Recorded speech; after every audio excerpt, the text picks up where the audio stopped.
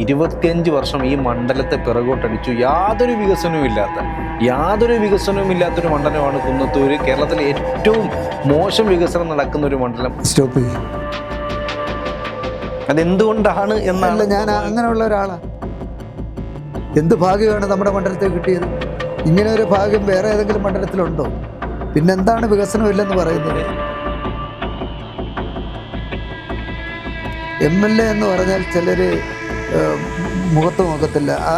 അതും മാറണം. അത് എല്ലാ MLA-മാരുടെ നേച്ചർ മാറണം. ജീവിതത്തിൽ വലിയൊരു നഷ്ടം. അച്ഛനും അമ്മയും ഇല്ലാത്തപ്പം ഒരു വലിയ നഷ്ടം തോന്നിയിട്ടുണ്ട്.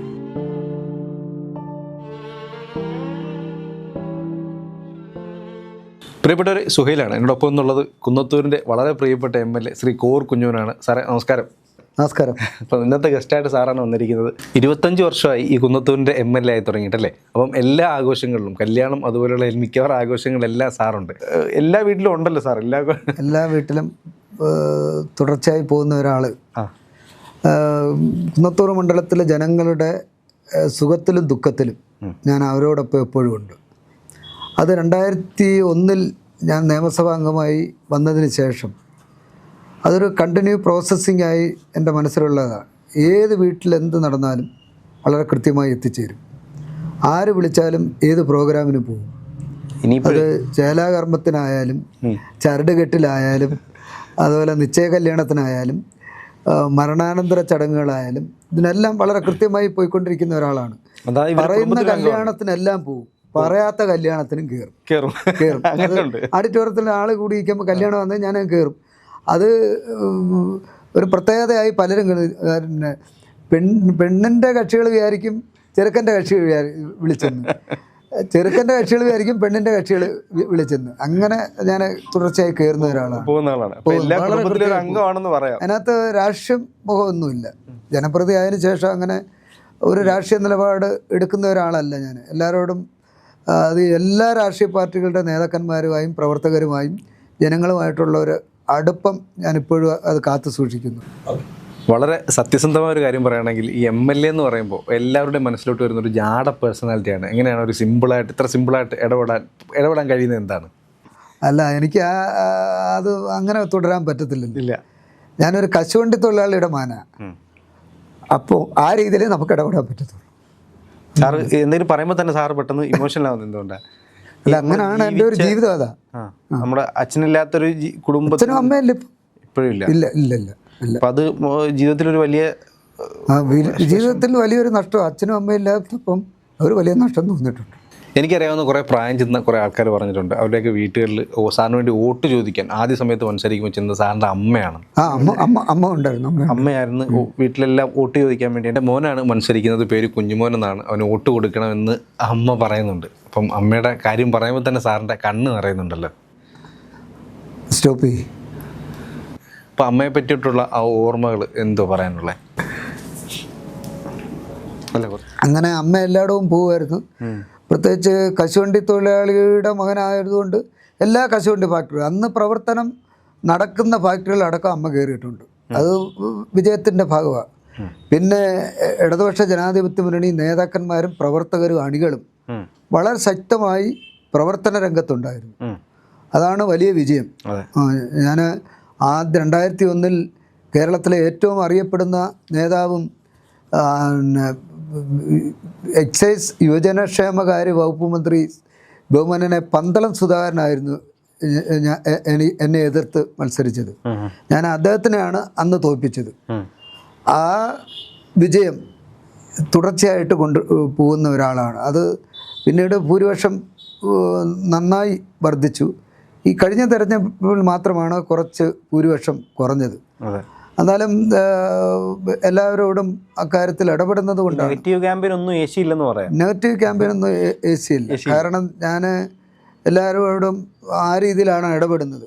അത് ഏത് രാഷ്ട്രീയ പാർട്ടികളായിട്ടും LDF ആയാലും UDF ആയാലും BJP ആയാലും മറ്റു ഇതര പാർട്ടികളുടെ ആൾക്കാരുമായിട്ട് ഞാൻ സംസാരിച്ച് പോകുന്ന ഒരാളാണ്. MLA എന്ന് പറഞ്ഞാൽ ചിലർ മുഖത്ത് നോക്കത്തില്ല. അതും മാറണം. അത് എല്ലാ MLA-മാരുടെ നേച്ചർ മാറണം. ഏകദേശം ഇപ്പോൾ 25 വർഷം കഴിഞ്ഞു. ഇപ്പം ഇനി പുതിയൊരു തെരഞ്ഞെടുപ്പ് വരാൻ പോവാണ്. ഒരു സ്ഥാനാർത്ഥിയായിട്ട് വീണ്ടും പ്രതീക്ഷിക്കാമോ?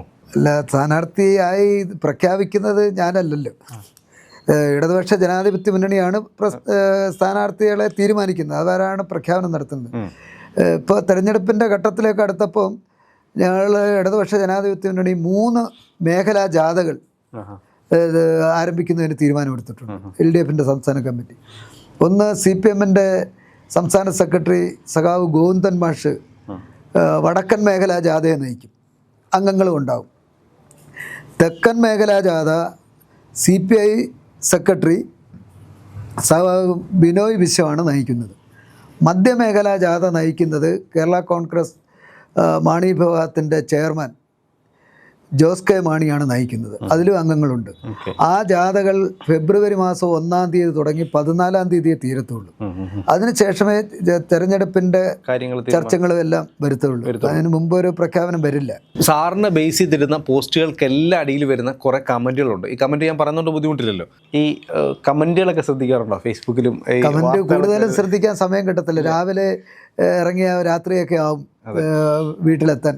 ഏറ്റവും കൂടുതൽ വരുന്ന കമൻറ്റ് 25 വർഷം ഈ മണ്ഡലത്തെ പിറകോട്ടടിച്ചു, യാതൊരു വികസനവും ഇല്ലാത്തൊരു മണ്ഡലമാണ് കുന്നത്തൂര്. കേരളത്തിലെ ഏറ്റവും മോശം വികസനം നടക്കുന്ന ഒരു മണ്ഡലം. മിക്കവാറും ഗവൺമെൻറ് കെട്ടിടങ്ങൾ, സർക്കാർ സ്ഥാപനങ്ങളെല്ലാം വാടക കെട്ടിടത്തിനാണ് എന്ന് പറഞ്ഞ് സ്ഥിരം ഒരു കമൻറ്റ് വരുന്നുണ്ട്.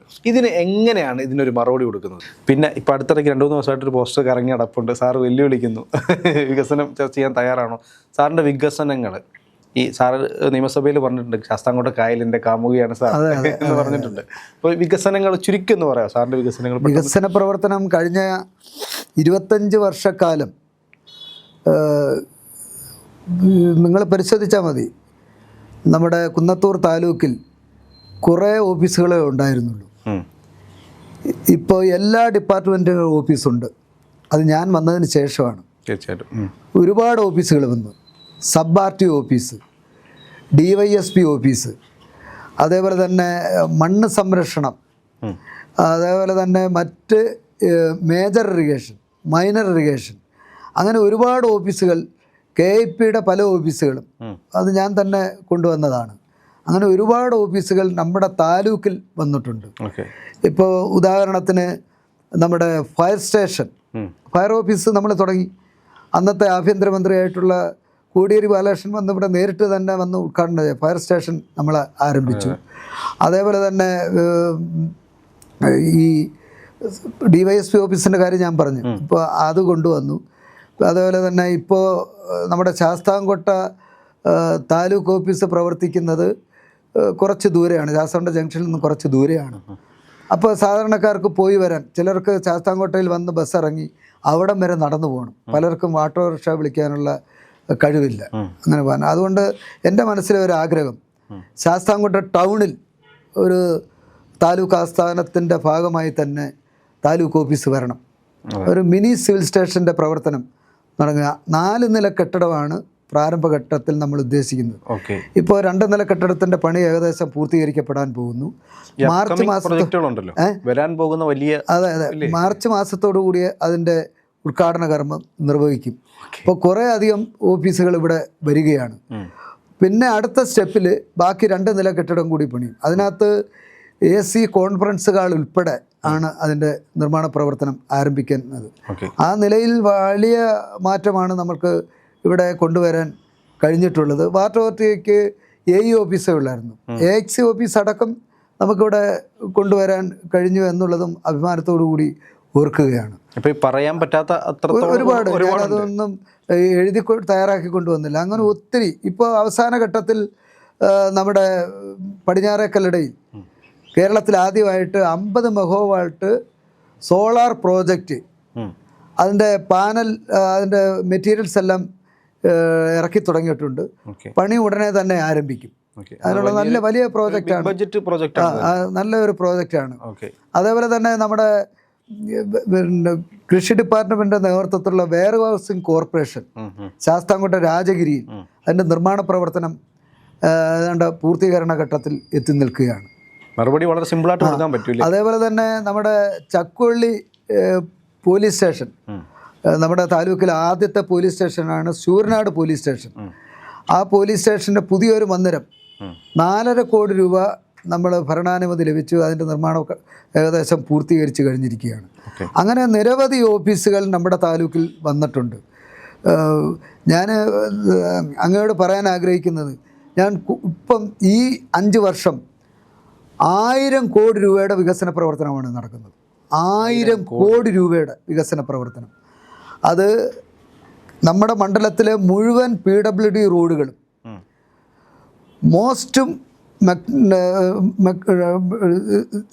മോസ്റ്റ് മോഡേൺ ടെക്നോളജി, നമ്മുടെ എല്ലാ റോഡും PWD റോഡുകളും നാഷണൽ ഹൈവേ റോഡുകളും അന്താരാഷ്ട്ര നിലവാരത്തിലേക്ക് കൊല്ലം ജില്ലയിൽ ആദ്യമായി ഉയർന്ന മണ്ഡലം നമ്മുടെ നിയോജകമണ്ഡലമാണ്. പിന്നെ ഗ്രാമീണ റോഡുകളുണ്ട്. അത് ത്രിതല പഞ്ചായത്ത് സമിതിയുടെ നേതൃത്വത്തിലുള്ള റോഡുകളാണ്. ആ റോഡുകളും MLA ഫണ്ട് ഉപയോഗിച്ച് നിർമ്മിക്കുന്നുണ്ട്. KP കനാലിൻ്റെ 2 സൈഡിലുള്ള റോഡുകൾ, അതും പരമാവധി നമ്മൾ ജനങ്ങൾക്ക് ഉപകാരപ്രദമായി യാത്ര ചെയ്യുന്നതിന് വേണ്ടിയുള്ള സഞ്ചാര യോഗമാണ്. ഇനിയും കുറേ അധികം അങ്ങനെ റോഡുകൾ ചെയ്യേണ്ടതായിട്ടുണ്ട്. ശാസ്താംകോട്ട കോടതി സമുച്ചയം നമ്മളിപ്പോൾ ഞാൻ വന്നത് MLA ആയതിനു ശേഷമാണ് 3 നില കെട്ടിടമാണ്, പുതിയ കെട്ടിടം നിർമ്മിച്ച്. ഇപ്പോൾ മുനിസിപ്പൽ കോർട്ടുണ്ട്, അങ്ങനെ പല കോടതികളും. ഇന്ത്യയിൽ ആദ്യമായി കുന്നത്തൂർ അസംബ്ലി മണ്ഡലത്തിൽ ഒരു ഡിജിറ്റൽ കുടുംബ കോടതി,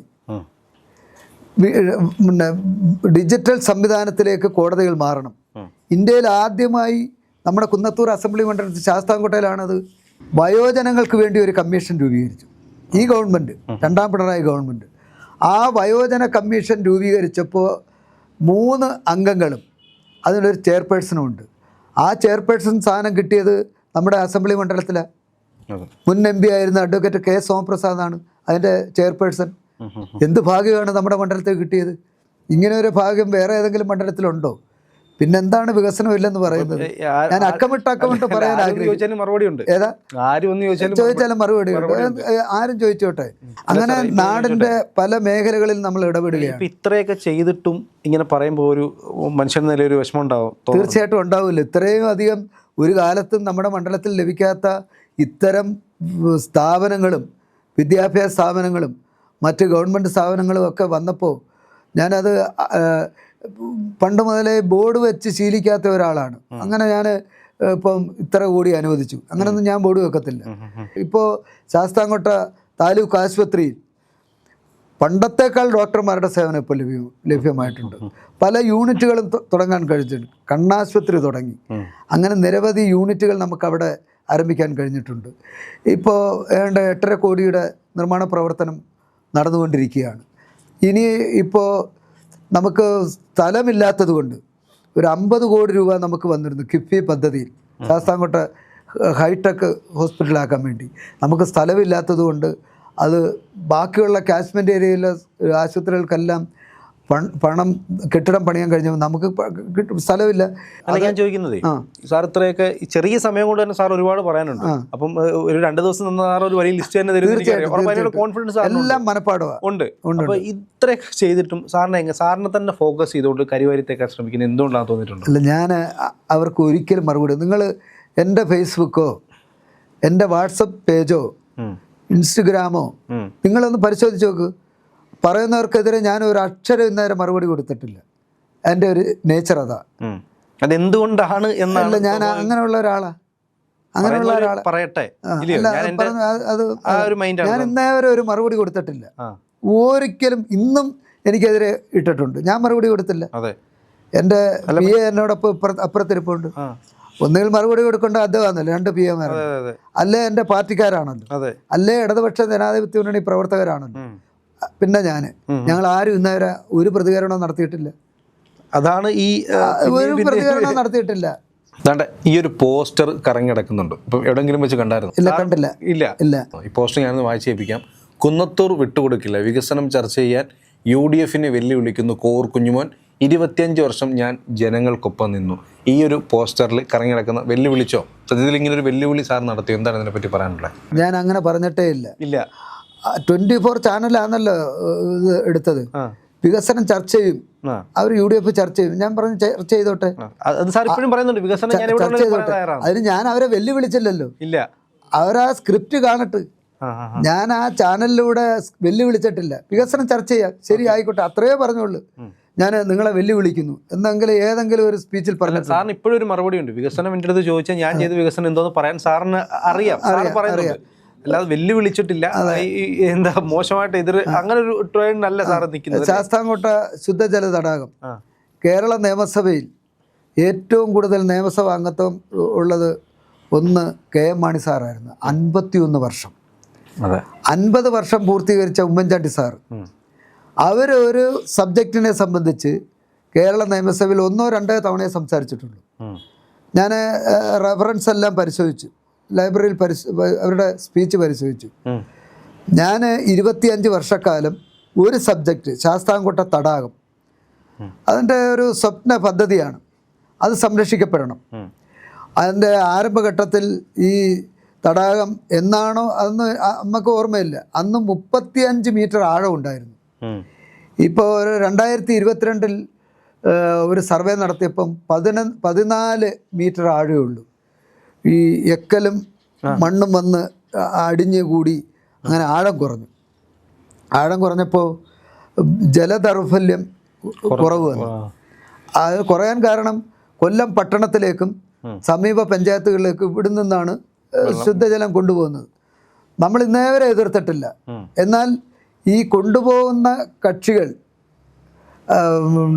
ഈ തടാകം സംരക്ഷിക്കുന്നതിന് വേണ്ടി 5 പൈസ ഇതുവരെ തന്നിട്ടില്ല, ഇന്നേവരെ തന്നിട്ടില്ല. തദ്ദേശ സ്വയംഭരണ സ്ഥാപനങ്ങൾ കൊണ്ടുപോകുന്നു, അവരാരും ഇതേവരെ എങ്ങനെയാണ് ഞങ്ങൾ ഈ വെള്ളം കുടിക്കുന്നത്? ശാസ്താംകോട്ട തടാകത്തിലാണെന്നല്ലോ ഞങ്ങൾ പലവട്ടം ചർച്ച ചെയ്ത ഒരു സഹായവും ചെയ്തിട്ടില്ല. ഇപ്പോൾ ഈ ഗവൺമെൻറ് വന്നതിന് ശേഷം നിയമസഭയിൽ ഈ വിഷയം വീണ്ടും സംസാരിച്ചു. ഞാനതാ പറഞ്ഞത്, ഏറ്റവും കൂടുതൽ ശാസ്താംകോട്ട തടാകത്തെ സംബന്ധിച്ച് ഏതെങ്കിലും ഒരു MLA ഒരു സബ്ജക്റ്റിനെ കൂടുതൽ സംസാരിച്ചിട്ടില്ല, ഞാൻ മാത്രമേ ഉള്ളൂ. മറ്റൊന്ന് വളരെ പ്രധാനപ്പെട്ട റോഡാണ് കാരാളുമുക്ക് റെയിൽവേ സ്റ്റേഷൻ കുറ്റിയിൽമുക്ക് റോഡ്. 100 കണക്കിന് ആൾക്കാർ ദിനം പ്രതി യാത്ര ചെയ്യുന്ന ഒരു റോഡാണ്. യഥാർത്ഥത്തിൽ എൻ്റെ അണ്ടറിലുള്ളതല്ല, എൻ്റെ ഒരു MLAയുടെ അണ്ടറിൽ വരുന്നത് PWD റോഡുകളാണ്. ഇത് ജില്ലാ പഞ്ചായത്തിൻ്റെ നേതൃത്വത്തിൽ ഞാനത് ഏറ്റെടുത്ത് 2 കോടി രൂപ അതിനാണ് വെച്ചിരിക്കുന്നത്. ടെൻഡർ ചെയ്തു, ഇതേവരെ ആരും എടുത്തില്ല. വീണ്ടും റീടെൻഡർ ചെയ്തു, ആരും എടുത്തില്ല. ഇന്നിപ്പോൾ ഓപ്പൺ ചെയ്തപ്പോൾ ആരും കോട്ട് ചെയ്തില്ല.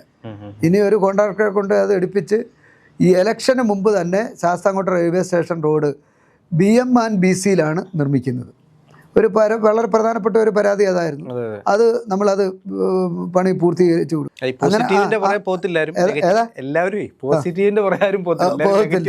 പോകത്തില്ല.